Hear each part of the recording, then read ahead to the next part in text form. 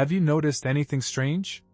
It seems like someone is watching you, but when you look around, there is no one there. I felt this way for a couple of days, but when I checked every time if someone was following me, and then I noticed this man who immediately started running away. I was able to find out who it was, but I wish I hadn't, so listen. It started about 3 weeks ago. At first, I thought it was my imagination, or maybe some trick of the light, that weird paranoia that creeps in when you're overtired and your brain is misfiring. But after the third night, I couldn't deny it anymore. There was someone standing outside my front door. It was always around the same time, just after 2 a.m., when I'd either be getting up to grab a glass of water or on my way back from the bathroom. I'd pass by the small frosted window next to the front door, and there, through the haze of the glass, I'd see a figure. They never knocked. Never rang the bell. They just stood there. The first night I froze. I stood in the hallway for at least a full minute, heart thudding in my ears, trying to decide if I should open the door or just pretend I hadn't seen them. Before I could make up my mind, the shadow twitched, head turning slightly toward the window. Even though I couldn't make out a face, I knew they were looking right at me. The second I moved just a step toward the door, they bolted. I heard the quick slap of feet against the pavement, and by the time I got the courage to peek outside, the street was empty. I didn't sleep much after that. The next night, I tried to be subtle. I stayed up, lights off, watching the window from the darkness of my living room. Same time, just past 2 a.m., they appeared. A silhouette standing perfectly still on my porch, facing the door. This time, I crept closer, careful not to make a sound. When I was close enough to see the shape more clearly, tall, thin, but with a strange stiffness, like they were standing at attention, my foot accidentally brushed against a loose floorboard. Instantly, the figure ran, vanishing into the night like it had been waiting for a reason to flee. That was the moment I knew this wasn't random. They weren't just wandering up to the wrong house. They were watching me. Waiting for me to notice. That's when I bought the camera. I'm not exactly a tech wizard, but the camera was easy enough to set up, one of those motion-activated ones with night vision. I mounted it right above the door, angled down toward the porch so it would catch anyone stepping up to the entrance. The first night with the camera, I actually felt a little calmer. Like having that extra set of eyes would give me some kind of upper hand. If they showed up again, I'd finally get a good look at them. Maybe even see where they came from, where they ran to. I went to bed around midnight, exhausted but restless. I lay there in the dark, eyes half closed, phone on the nightstand, app open just in case the motion sensor sent an alert. At 2:06 a.m. it did. The chime was soft, just a little notification ping, but it felt like a gunshot in the silence of my bedroom. My stomach clenched, and for a few seconds I just stared at my phone screen, heart pounding so hard I could feel it in my fingertips. Motion detected at front door. I tapped the alert and the feed opened. At first, all I saw was the empty porch, the cheap welcome mat, the metal railing, the pale square of concrete. Then, just at the top of the frame, a shape leaned in. It wasn't a smooth movement, more like a sudden lurch, as if they'd realized the camera was there and were deciding whether to move closer or retreat. Their head tilted sideways, and for the first time, I could see part of a face. Not the whole thing, just a sliver of pale skin, a thin cheekbone, and a dark eye, wide and fixed on the camera. The moment they saw me looking, or maybe they felt it, they moved. Not like a normal person turning away. It was jerky, almost spasmodic, like every muscle locked up at once and then released. They bolted down the steps, off the porch, out of frame in less than a second. I rewound the footage, over and over, frame by frame. Each time, the sight of that eye, too wide, too alert, the white showing all around the dark center, sent a spike of cold through my chest. But what unsettled me the most wasn't the eye. It was the corner of their mouth, visible just for a split second as they turned away. They were smiling. I didn't sleep after that. There was no point in trying. Every time I closed my eyes, I saw that half-face, the wide, glassy eye, and that thin, curling smile. It wasn't the kind of smile you give a neighbor or even some creepy grin meant to scare someone. It was the smile of someone who was satisfied. Like they'd gotten exactly what they wanted. By sunrise, I'd probably watched the footage 50 times, trying to catch any detail I might have missed. Their hair was short, I think, though the grainy night vision made it hard to tell. Their skin, the part one could see, was too pale, almost like it reflected the camera's infrared light. But the way they moved, that was the part one couldn't get past. It was like every instinct they had was wrong. You know when someone's faking being drunk for attention, all exaggerated sways and overcorrected steps? It was like that, except it felt involuntary, like their body was fighting itself every second they stood there. I saved the clip to my phone, then to my computer just in case. That night I made up my mind. If they came back, I wouldn't just sit there watching. I'd confront them. I was half convinced they'd seen the camera and that would be enough to scare them off for good. After all, if you're trying to mess with someone, you don't usually want to be caught on video, right? But some part of me knew they'd come back. And at 2:14 a.m., the motion alert chimed again. This time, I was already dressed, shoes on, a small knife in my hand, not because I expected to use it, but because I needed something to make me feel less helpless. I opened the app as I crept to the door. The feed showed the porch again, empty except for the breeze swaying the bushes at the edge of the frame. For a second, I thought maybe it was a false alert, a passing cat, or a branch moving too close. But then the shape appeared. From the left side of the screen, they leaned in again, that same impossible angle, head tilting too far like they had no spine. That same wide eye. That same thin smile. But this time, they were closer. Close enough that I could see the tremble in their jaw, the faint twitch in their cheek, like they were barely holding something back. I took a deep breath, unlocked the deadbolt as quietly as I could, and yanked the door open. The porch was empty. But the bushes at the edge of my yard were still shaking. They were running. Again. Only this time, I didn't stay inside. This time, I ran after them. The cold air hit me like a slap, but adrenaline pushed me forward before I could even think.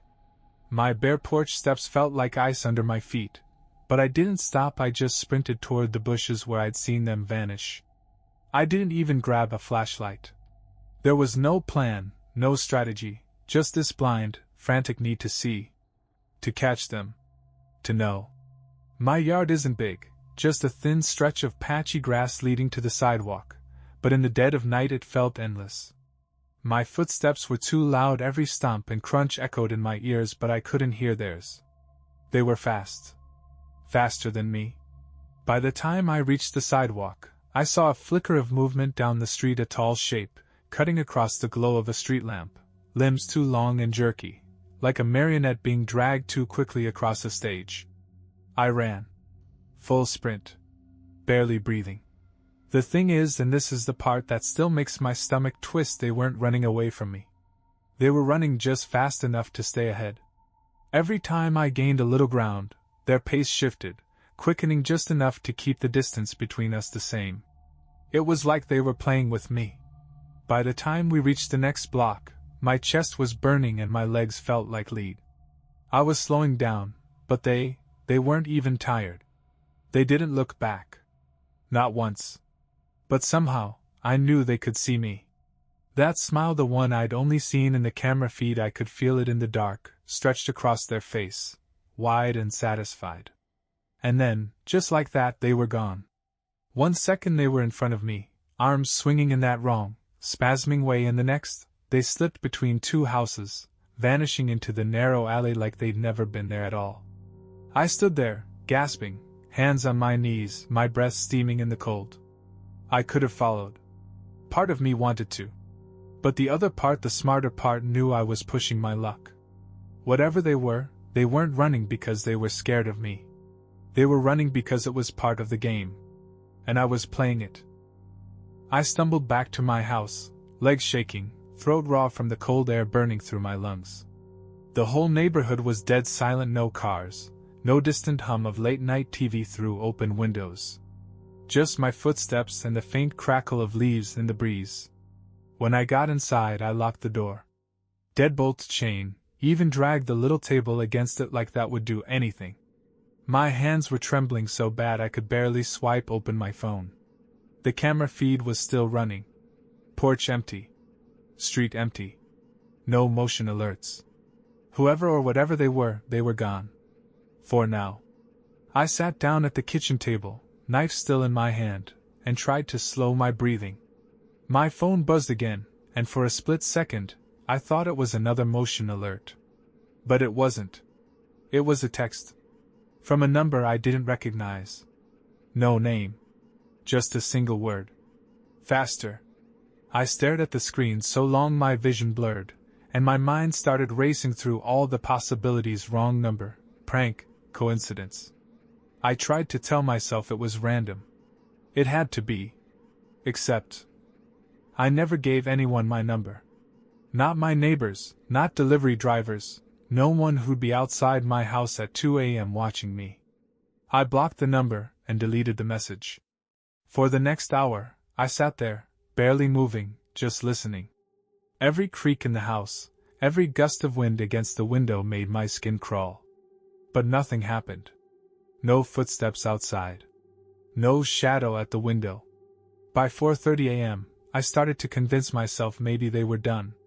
Maybe the chase was all they wanted, some sick thrill, some weirdo who got off on being seen.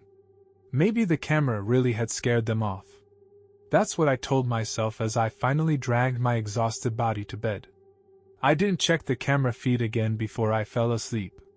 If I had, I would have seen the new video. The one recorded at 3:41 a.m., while I was still sitting at the kitchen table, staring at my phone. A video from the camera's backyard feed. Of someone standing at my bedroom window. Smiling. I didn't find the backyard video until the next morning. My phone was dead when I woke up, which was weird because I remembered plugging it in. When I finally got it powered back on, the app was already open, stuck on a buffering screen. A notification was sitting there, half hidden behind the loading icon. Motion detected backyard camera 3:41 a.m. I almost didn't check. I didn't want to check. But my thumb moved before I could stop it, and the video opened. At first, it was just the backyard, the overgrown grass, the crooked fence that separated my property from the narrow alley behind it. Everything was still. But then, slowly, the camera's motion sensor adjusted, and the night vision sharpened. There they were. Right up against the glass of my bedroom window. Their face was so close their breath fogged the glass. They were smiling, not wide, not exaggerated, just a faint, satisfied curve of their lips. Their eyes were wide, dark, locked on the exact spot where I had been sleeping. But here's the part that made my stomach turn to ice. They were inside the fence. The gate had been locked. It had been locked for weeks. I never opened it. That meant they were already in my yard before I chased them down the street. That meant whoever I was chasing last night wasn't the same person at my window. I was so caught up in the adrenaline, the fear, the desperate need to catch whoever was messing with me, I didn't realize there were two of them. The one outside was bait. The other one was already waiting. Watching. And if I hadn't chased the first, if I'd stayed inside, I would have heard the second one trying the back door. I would have seen their pale fingers curling around the knob. And here's the twist, the part that makes me want to vomit every time I think about it. The backyard camera only caught the figure at the window for about 15 seconds before they disappeared from frame. But there was no footage of them leaving. No motion alert at the gate. No sign of anyone climbing the fence. It's like they were there 1 second, and then gone the next. Except, they weren't gone. They were inside. Somewhere. In my house. I don't know how long I sat there, staring at that video, my mind caught in this looping fog of disbelief and panic. It didn't make sense. None of it did. If they were inside, if they'd been inside for hours, why hadn't they done anything? Why hadn't they shown themselves? Unless they wanted me to find them. I stood up so fast my chair scraped across the floor, the sound ripping through the quiet house. My ears were ringing, my heart beat this uneven thud in my chest, but I forced myself to move. Room by room I searched. Kitchen first, nothing. Closets empty. I even threw open the shower curtain like I was in some bad horror movie. But every corner, every shadow came up blank. The house felt wrong, though. You know how a room feels after someone's been inside it, even after they leave? Like the air's heavier somehow, the energy all disturbed. That's how the whole house felt. Like it wasn't just me in there. I ended up in the hallway outside my bedroom, back against the wall, knife in my hand, trying to control my breathing. My bedroom door was open, the bed rumpled, sheets half on the floor from where I'd tossed and turned all night. It looked normal. But it didn't feel normal. I took one step inside, and that's when I saw it. The closet door. Just barely open. An inch, maybe less. I never leave it open. Ever. I didn't want to go near it. Every instinct I had was screaming to just run. Leave the house, call the cops, burn the whole place down if I had to. But I couldn't. Because if I didn't look, if I didn't know, it would haunt me forever. The knife felt useless in my hand, but I gripped it tighter anyway and crept forward. Every step felt like it took an hour. My foot brushed against something near the closet, my phone charger, the one I knew I'd plugged in last night. My stomach dropped. I reached out with my free hand and touched the edge of the closet door. It felt warm, like someone had been holding it from the other side. I yanked it open. Empty. But the smell that hit me, stale breath, and something faintly metallic, was enough to make me gag. The closet was empty. But someone had been standing there. Recently.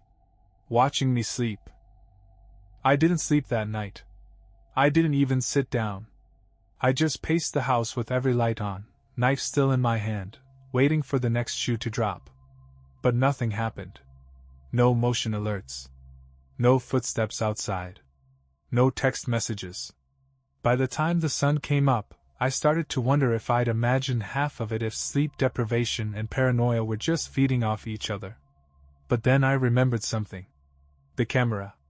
The backyard feed had caught the person at the window, so maybe, just maybe, the indoor camera, the cheap one I set up months ago in my hallway to watch the front door, had caught something too. I hadn't even thought to check it yet. I opened the app, scrolling through the timeline. Most of it was boring: me pacing, me sitting at the table, me standing in the hallway like an idiot holding a knife. But at 3:37 a.m., just a few minutes before the backyard camera caught the figure at my window, there was a clip. It was short. 10 seconds, no more. The hallway was dark, the only light spilling in from the street through the frosted glass by the front door. I could see myself, sitting at the kitchen table in the distance, head down, staring at my phone. But I wasn't alone. From the edge of the frame, near the bedroom door, something moved. It was subtle at first, a shift, a lean, and then, slowly, a face emerged from the dark. Pale. Wide-eyed. Smiling. They were standing just inside my bedroom, door barely cracked open, watching me. Watching me for at least 10 seconds before they slipped back into the shadows. The worst part wasn't that they were inside. The worst part was that they weren't surprised to see the camera. They knew it was there. They leaned into the frame on purpose. They wanted me to see them. I was shaking so badly I almost dropped my phone. My brain couldn't make sense of it: the timeline, the footage, the fact that someone had been inside my house, standing just feet away from me, smiling like they were in on some joke I didn't understand.